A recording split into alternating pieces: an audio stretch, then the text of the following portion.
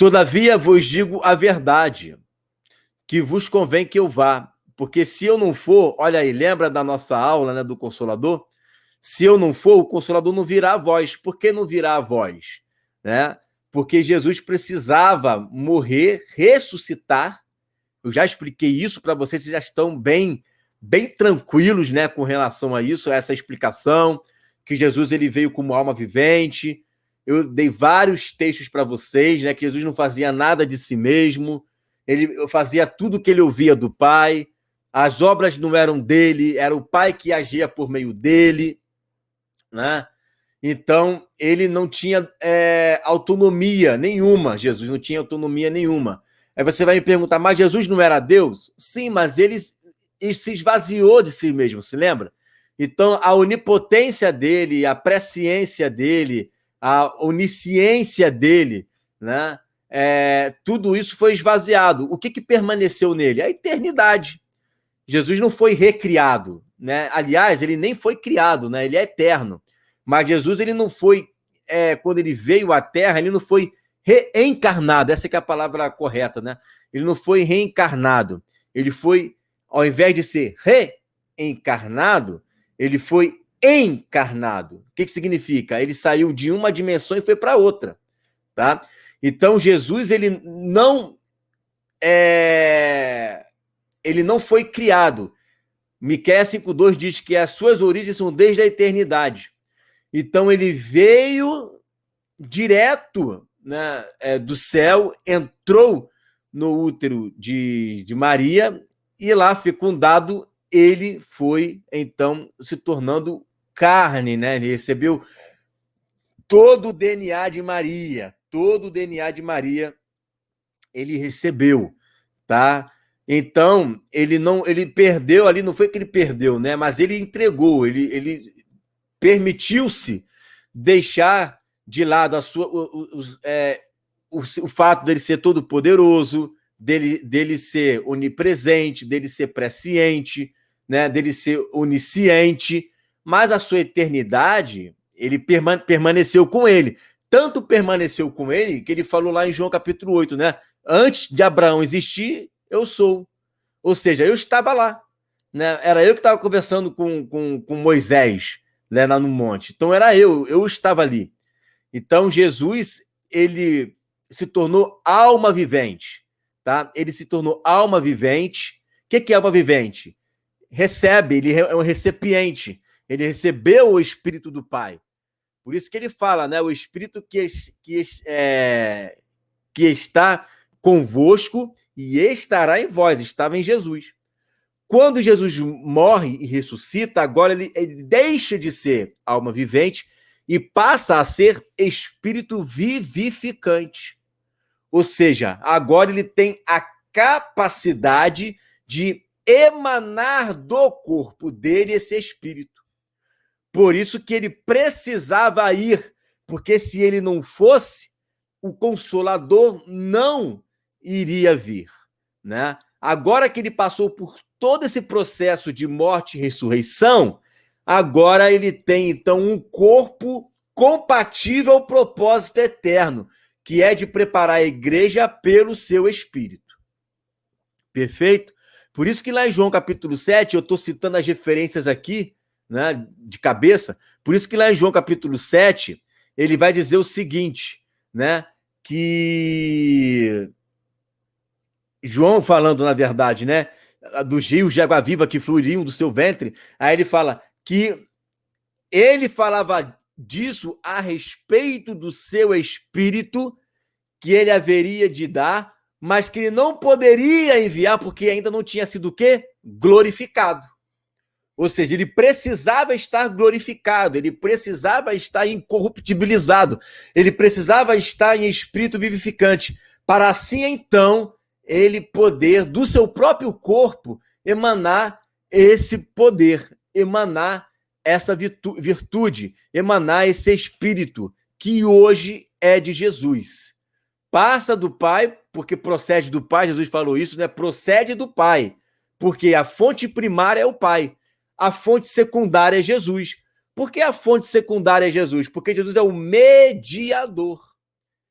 ele fica ali mediando entre o Pai e os seus muitos irmãos. O Pai é a fonte primária, procede do Pai, mas também emana do Filho, porque ele é o mediador, é a fonte secundária, e alcança a nós. Certo? Deixa eu ver aqui. E o Jesus existe até hoje ou deixou de existir porque virou Deus? Não, Jesus sempre foi Deus. Ele sempre foi Deus, Daniel. Tá? Ele sempre foi Deus. Correto? O que deixou de existir foi a forma. A forma de Jesus era espírito. Agora é homem. Há um só mediador entre Deus e os homens, Jesus Cristo, o homem. Então Jesus é homem, por isso que diz lá, né? E serão ambos uma só carne. Grande é esse mistério, me refiro a Cristo e à igreja. Uma só carne, Jesus é homem. Ele agora não é mais espírito, ele agora é homem. Se você for lá no céu agora, né, e se encontrar com Jesus, você vai ver um homem de carne e osso. Né? Grande é esse mistério. Carne da minha carne e osso dos meus ossos. Né? Então, é carne com carne. Quando a igreja ressuscitar e os que estiverem vivos forem glorificados e houver o casamento entre Cristo e a igreja, seremos uma só carne. Por que uma só carne? Porque Jesus é homem. E nós também somos e fazemos parte da mesma natureza. Na realidade, Hebreus fala isso. Hebreus diz que ele se fez descendente de Abraão, semelhante aos homens, em tudo semelhante aos homens.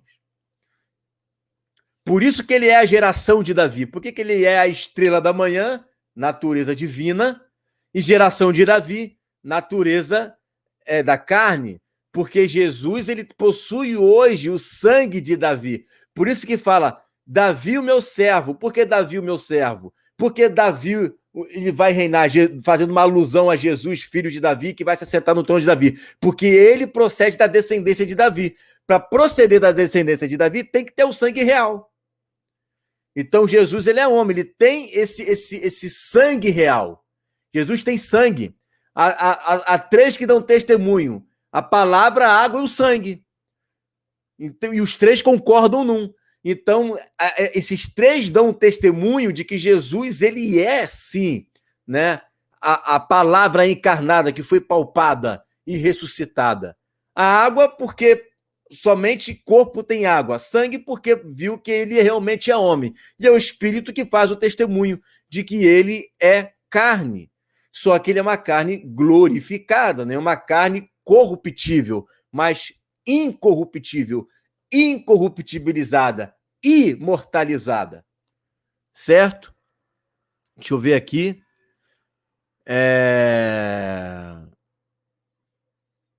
Deixa eu ver aqui, tal. Os pré-interpretam aquele versículo que fala que os que estiverem na Judéia fugem para os montes, os versículos diz os que estiverem não só os ou seja, não só os judeus. Mas esse verso específico, Marcelo, é para os judeus mesmo, porque está falando da grande tribulação em Israel, né? Na Cidade Santa. Aí, esse verso é específico para os judeus. Mas a gente sabe pelos próprios outros versos, né, que a grande tribulação vai desencadear no mundo todo, né?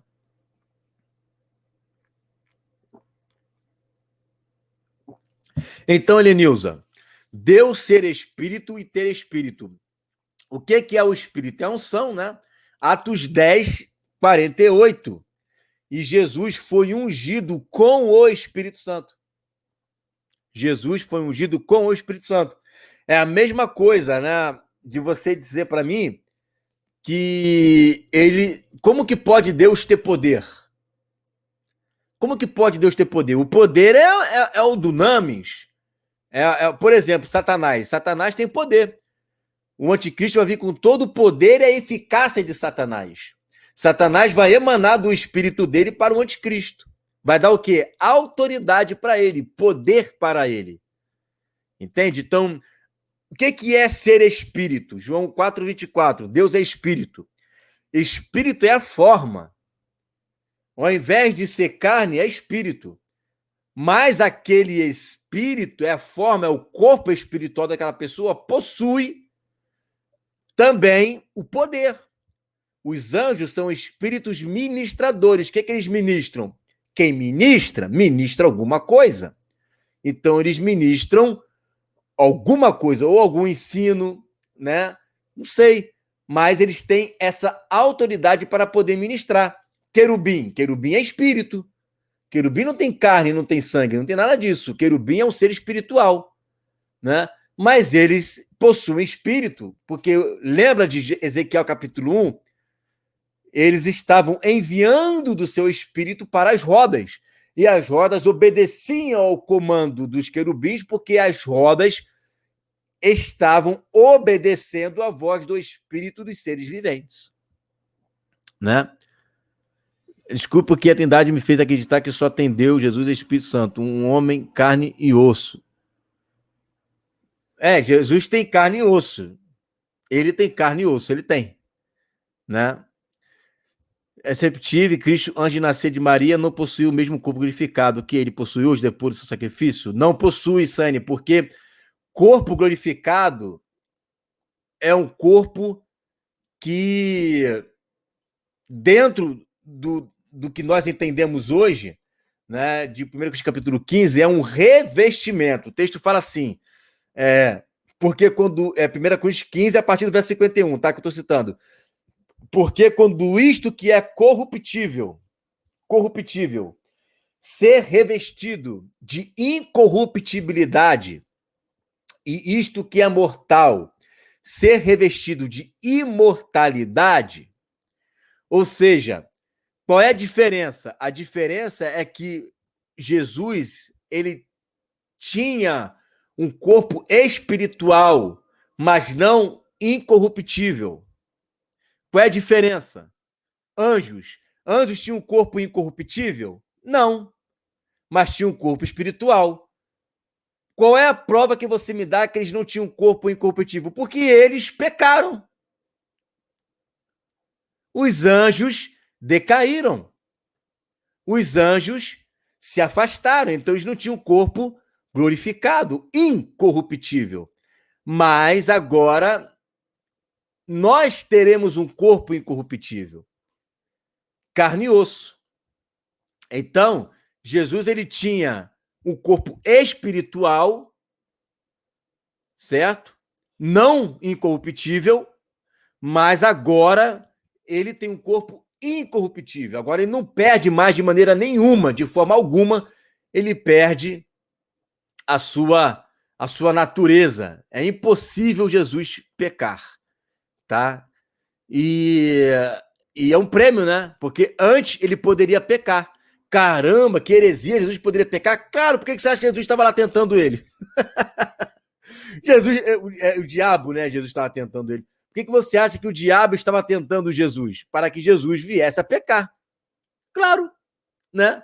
Porque Jesus não tinha um corpo incorruptível, Jesus tinha um corpo que era passível de corrupção, né? Que poderia pecar, né? Por isso que o diabo tentava ele o tempo inteiro. Mas agora que Jesus está incorruptível, o diabo não tem mais como tornar Jesus uma pessoa passível de pecado. Não tem mais como, tá? O Espírito que nos unge para sermos reis e sacerdotes, exatamente.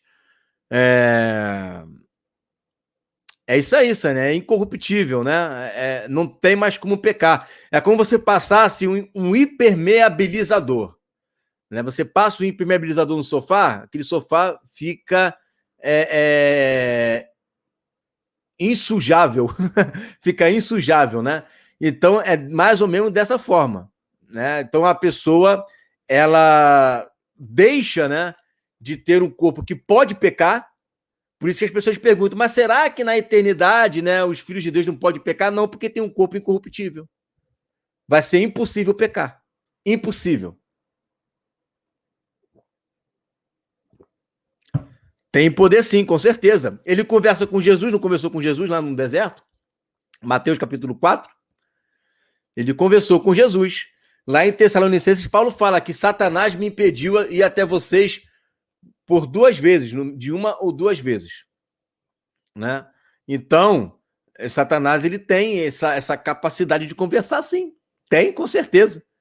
conversou com Jesus, né, ali no deserto, né, encheu o coração de Judas, né, para que Judas viesse a mentir, né? As nações não pecaram também na eternidade, né? Não pecarão também não. Por quê? Porque o diabo vai estar preso. Preso não, né? Preso não. Preso é no reino milenar. O diabo estará no lago de fogo e enxofre. Não vai ter mais pecado algum, né? Não vai ter mais nenhum tipo de pecado, nenhum tipo de algo para nos tentar. O tentador estará agora, né, no lago de fogo e enxofre. Então, se o tentador estará lá, então ninguém mais estará nos tentando.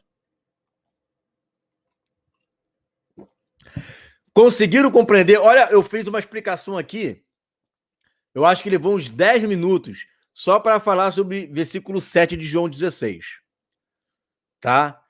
Porque voltamos a falar sobre o Consolador, né? O Paracletos, voltamos a falar sobre ele. Tá? Então, Igor, eu quero saber mais sobre o Consolador. Lê lá João capítulo 14 e João capítulo 15. Lá eu falo mais sobre o Consolador. Mas tem mais coisas aqui, vamos ler aqui, ó. Versículo 8. E quando ele vier, olha que ele usa a expressão ele, né? Pronome pessoal. Que bacana, hein? Pronome pessoal para o Espírito. Por quê? Porque é o Espírito de Jesus. Jesus não é uma pessoa?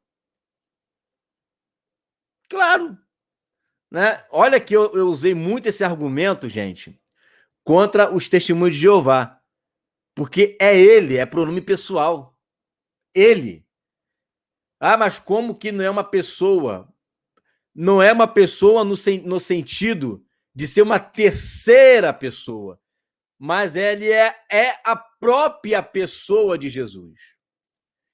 Jesus não está dentro de você? Sim ou não? Sim, sim, sim, ele está dentro de você. A pessoa de Jesus está dentro de você pelo seu espírito. Ele poderia falar assim, né? Quando eu vier, mas ele já falou isso várias vezes. Né? Quando eu vier, né, e não vos deixar órfãos. Ele já falou isso várias vezes, né? João 14, então, o que ele mais fala? Viremos sobre ele, faremos nele morada. Ele já falou sobre isso. Aí ele usa a expressão ele, usa a expressão nós, usa a expressão eu, né? É o Espírito, né? É o Espírito dele que está em nós. Por isso que ele usa esse pronome pessoal. Mas aí, para você chegar a esse entendimento, você precisa, né, ter uma sacada maior. Uma sacada maior. Né? Porque estudar acerca do Espírito não é só estudar a sistemática dele, né? Teologia sistemática do Espírito. Você tem que estudar o Espírito que também os anjos possuem. E o diabo também possui espírito. Se você não sabe, ele possui espírito. Tá? Porque o diabo também tem autoridade, o diabo também tem poder. Né? Tanto é que ele vai emanar desse poder para o anticristo, e o falso profeta vai fazer vários sinais e maravilhas. Olha quanto poder tem os demônios que serão soltos lá do Rio Eufrates, né? Aqueles demônios lá com cara de leão, né? Corpo de cavalo, cauda de escorpião. Eles não têm o poder, não? Tem poder para danificar a terra, né? Jesus, ele tem alma, a alma é a vida, né? A alma é a vida da pessoa. Se eu tiro a minha alma, meu corpo escafedeu-se, né? A alma é a vida. Pensa no seguinte: o homem, ele tem corpo, certo? Ele tem corpo. E ele possui alma. E é depositado sobre mim o Espírito de Deus. Certo? Se acaso vier curar alguém, essa cura, ela ocorre por quê? É por mim mesmo? Eu tenho autoridade de fazer isso? Não. Eu não tenho. Eu não tenho essa autonomia. Eu não consigo. Eu sou como se fosse um astro que não tem luz própria. Eu não tenho luz própria. Eu preciso de algo que me ilumine para que eu possa brilhar, que é o Espírito. Certo? Então eu tenho corpo, carne, a alma está dentro do corpo e eu tenho esse Espírito Santo que entra dentro de mim e santifica o meu espírito, santifica a minha alma e santifica o meu corpo. Vamos colocar aqui os anjos, por exemplo, seria a mesma coisa. Só que ao invés de ele ter corpo carnal, é um corpo espiritual. É porque você fica imaginando assim, né? Como é que pode ter um corpo espírito, ter alma, ter espírito, vira uma bagunça. Não é que vira bagunça, é porque ao invés de o corpo ser carne, é um corpo espiritual. Mas esse corpo espiritual possui espírito. Isso está muito claro ali em Ezequiel capítulo 1. Né? Você vê ali clarissimamente o texto falando que o espírito do ser vivente. Então, o ser vivente já é um espírito, o corpo dele já é espiritual. Né? E esse ser espiritual possui poder. O poder é o espírito. Percebe? Só que quando a gente fala o espírito é poder, o poder é espírito, da forma como a gente expressa, assim, parece que está se assemelhando às testemunhas de Jeová. Porque a testemunha de Jeová coloca o espírito como força ativa, né? E não é. O espírito é muito mais do que isso, porque o espírito não somente ele é o poder, mas ele ensina, ele convence, né? Ele faz coisas a mais. Por quê? Porque ele faz tudo aquilo que o seu dono pede para que venha fazer. Entende? Eu vou fazer depois, eu vou procurar. É que eu tenho várias coisas ao mesmo tempo, né? Daqui a mais uma aula, eu vou encerrar esse estudo de João, que é o propósito é fazer João 14, 15, 16, 17. Aí a gente encerra João. Depois, a gente vai encerrar Provérbios, que a gente tem que encerrar Provérbios, que falta pouquinho para a gente encerrar, graças a Deus, né? Estou quase chegando lá. E aí a gente tem aquelas aulas de guerra espiritual, né? Eu estou fazendo de noite as aulas do Evangelho da Igreja Primitiva. Então você vê que tá, né, vários projetos ao mesmo tempo, né?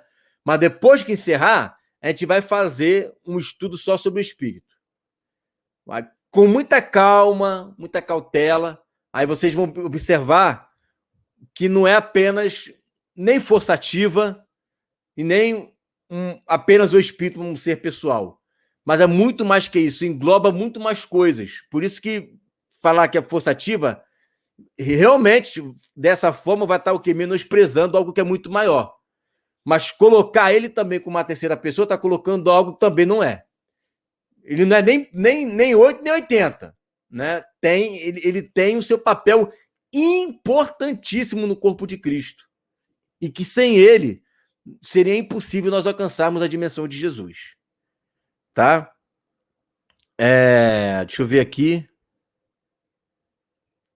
Então, respondendo a sua pergunta, Jesus sempre teve alma. Né? Ele sempre teve alma.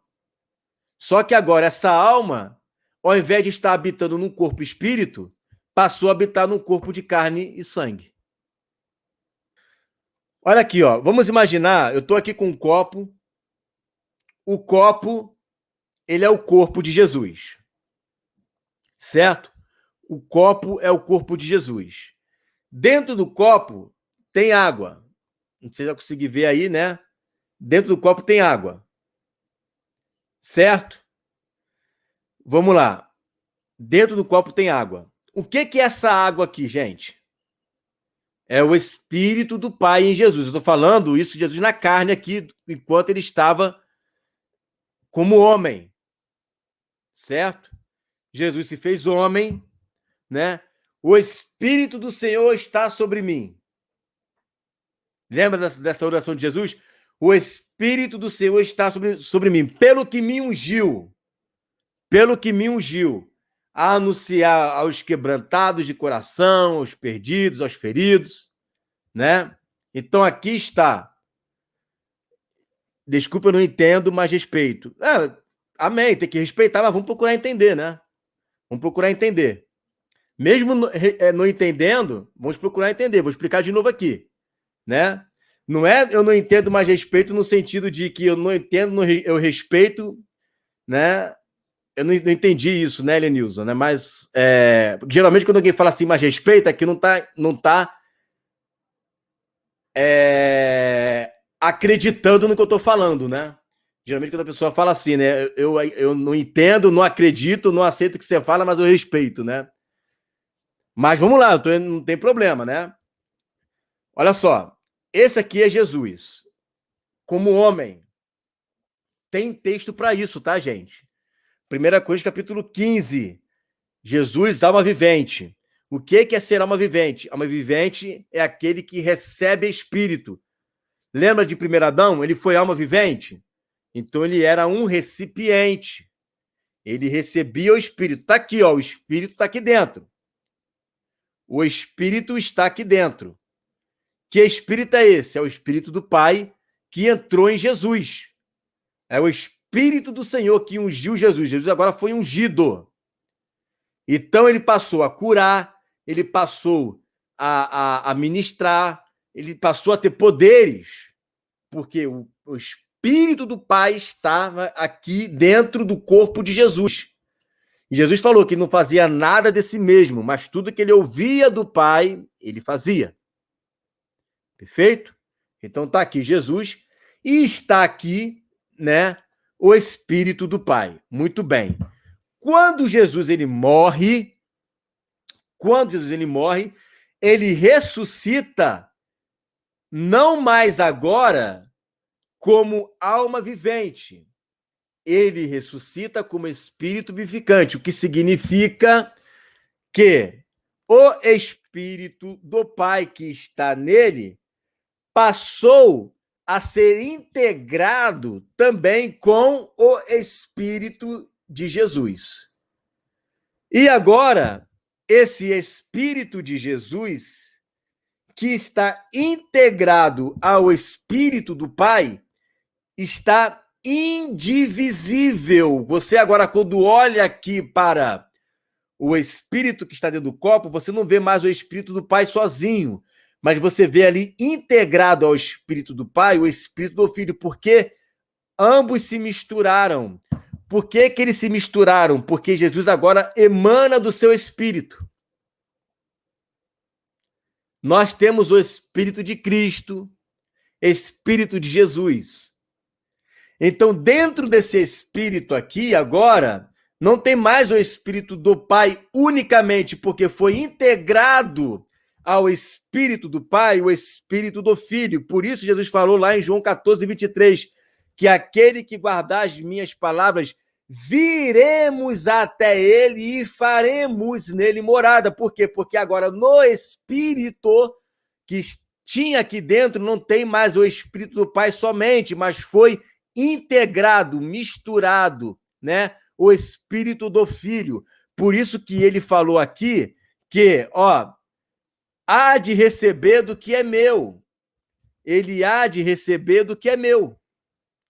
Foi recebido agora o Espírito do Pai, o Espírito do Filho, e por isso que agora, quando nós recebemos o Espírito, que agora pode emanar, agora pode sair de Jesus, não vem mais aqui, deixa eu pegar aqui, o que eu posso pegar, gente? Não vem mais unicamente do Pai. O Pai enviou o Espírito para o Filho tinha o Espírito do Pai. Quando Jesus ele morre e ressuscita, agora ele morre com um espírito vivificante. O que significa que agora Jesus vai emanar do espírito dele e também do Pai juntos. Por que é juntos? Porque há um só espírito, não tem dois Espíritos Santos. Há um só espírito. Então, incutido no espírito do Pai está também incutido o Espírito do Filho, que só pôde fazer essa transição de mediação porque ele morreu e ressuscitou. Agora que ele está ressurreto, ele pode emanar do seu corpo, que agora é espírito vivificante, tanto o Espírito do Pai, como integrado ao Espírito do Pai, o Espírito do Filho. Agora, ambos estão dentro de mim. Vocês conseguiram entender? Né? Ambos estão dentro de mim. Agora, Em mim habita tanto o Pai quanto o Filho, porque o Espírito que emana do Filho procede do Pai, passa pelo Filho, que agora coloca no Espírito, vamos colocar essas expressões, né? Coloca no Espírito aquilo que é dele. Então eu tenho o Pai e o Filho dentro de mim. Porque eu tenho o Espírito, né? E há um só Espírito. Eu não tenho o Espírito do Pai e do Filho. Não tenho o Espírito do Pai, não é isso.